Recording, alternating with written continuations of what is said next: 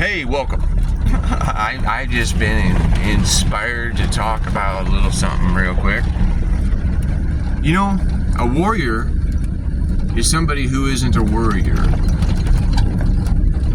They're not somebody who dwells in the what ifs and the oh my gods and the these things that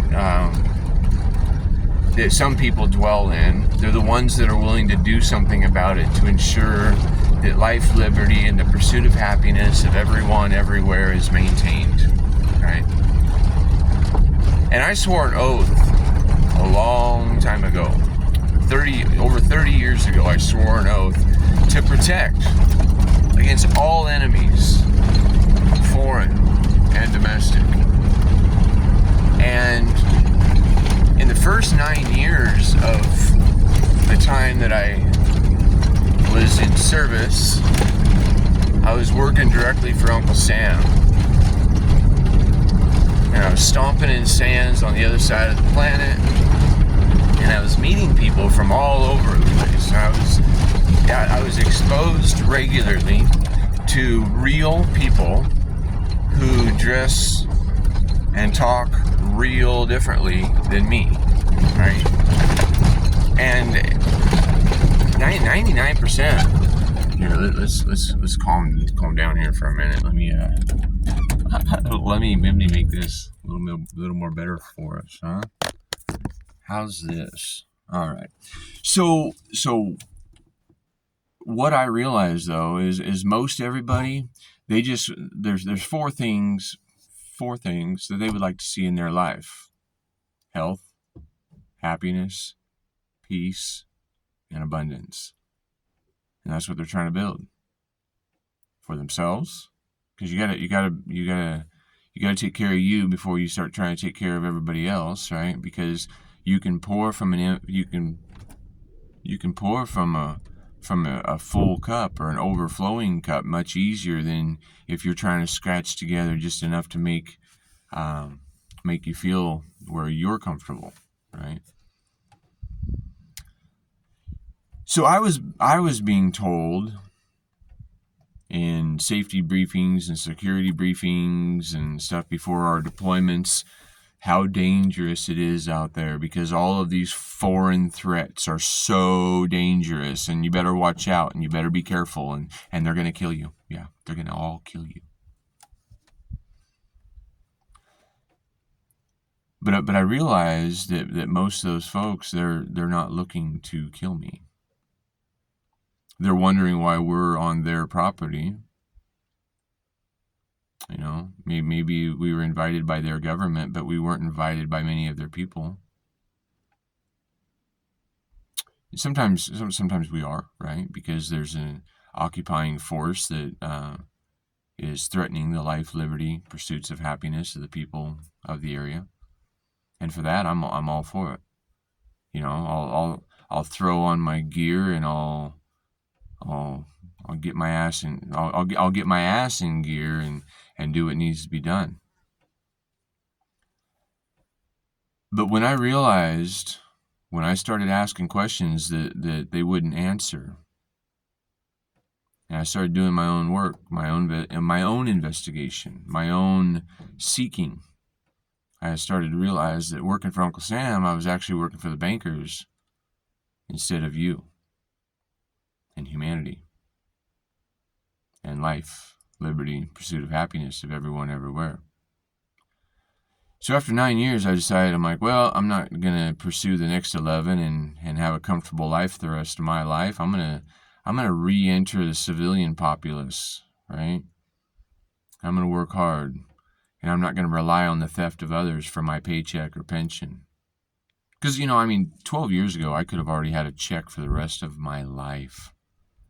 I could have been living in the Philippines, just, in paradise as a king. Or I could go to Mexico and live as a king on just the pension of a public servant who spends 20 years in active duty serving and protecting the assets of bankers. I realized, I wondered, I'm like, okay, so if the foreign threats weren't real, Are the domestic threats real? So I really started exploring the ideas of what is a domestic threat. And I've learned from everything that I've gathered that a domestic threat is somebody who's removing your life, liberty, and pursuit of happiness, right? And if they're doing it under the color of law, and they're assuming an authority over you when you haven't harmed anyone, and they're charging you money, and they're even willing to take your life because somebody somewhere said so.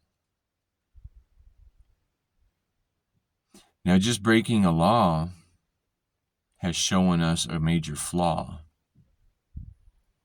because lobbyists, through insurance companies and the bankers and corporate interest, have created a lot of laws. And people are being thrown in cages because they violate a law that somebody somewhere else made up, even when they've harmed no one. These people in costume, we used to call them public servants, but now they call themselves elites. They talk down to you like you're a cattle or a sheep,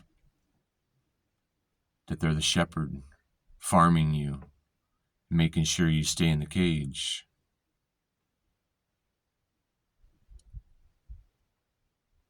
Because, I know some criminals. I know people who do crime, and they've done crime their whole lives. They've been poor, and that's the only way they know. They're ignorant. They don't know.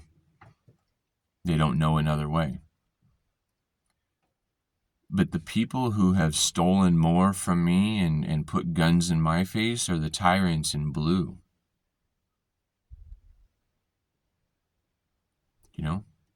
One time I had a gun in my face simply because my little permission slip, my little sticker that said that I paid the right permissions to be able to travel on rights of way from here to there. They call them a roadway, and they call it vehicular traffic, and they call it these things, but these things are commercial activities. I don't give a shit what the name of that road is, and I don't give a shit, as long as I'm not bumping into somebody. I need to be able to get from here to there, and that's a right that we all own, and there are long-standing Supreme Court decisions that support this. But yet you talk to any cop and they'll say, "Oh, what, you some sort of goddamn sovereign citizen? What, are you some sort of constitutionalist?" And that's fucking ignorance. A sovereign citizen is an oxymoron, right? To be sovereign is to be free. To be a citizen is to be owned. So I'm not a sovereign citizen. I'm a free, beautiful, independent, blessed and beloved child of God, just like you are. And if my actions aren't harming anybody, leave me the fuck alone.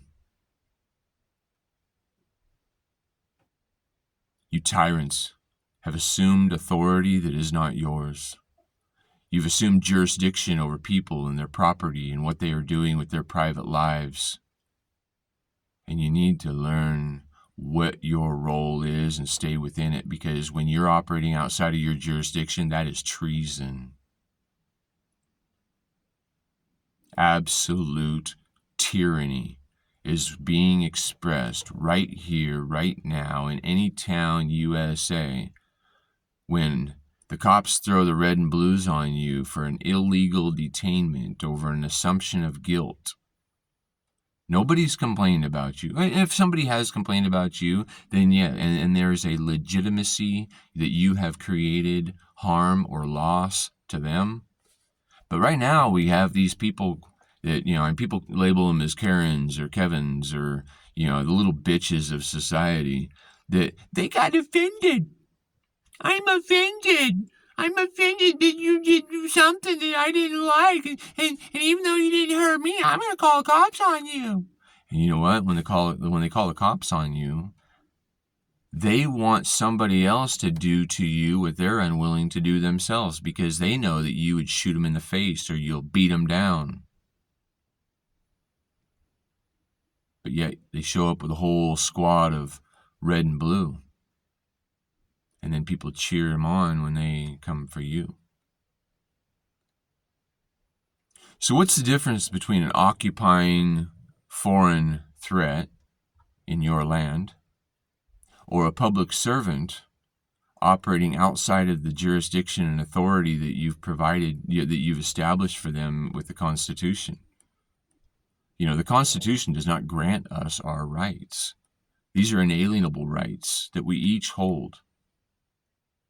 The Constitution is the limitations that's been placed upon government so that the government, the public service provider to the people that it serves, can work to the will of the majority as established through a democratic process without violating the natural inalienable rights of the individual. But yet I talk about the Constitution to these copsuckers, and they yell at me, and they threaten me, and they say, "What are you, some sort of constitutionalist?" And I had to tell it. I responded to a sheriff when he was ready to drag me out of my car because he didn't think I had the right permission sticker on my car, or that he assumed that I stole the car because it didn't have regular license plates on it. Right? I replied to him. I said, "Aren't you supposed to be the constitutionalist? You are supposed to recognize when government is operating within their limitations that have been placed on them by we the people."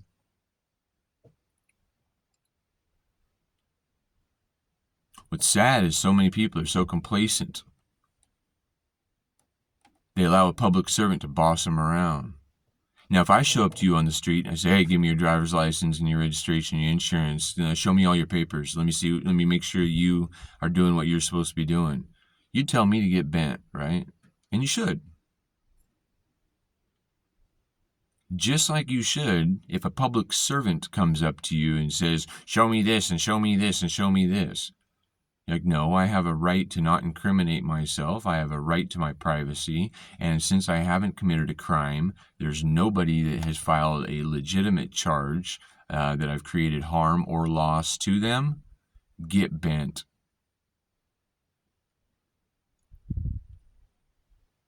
But yet I have family who criticize me for standing up against tyranny while they bow down to it.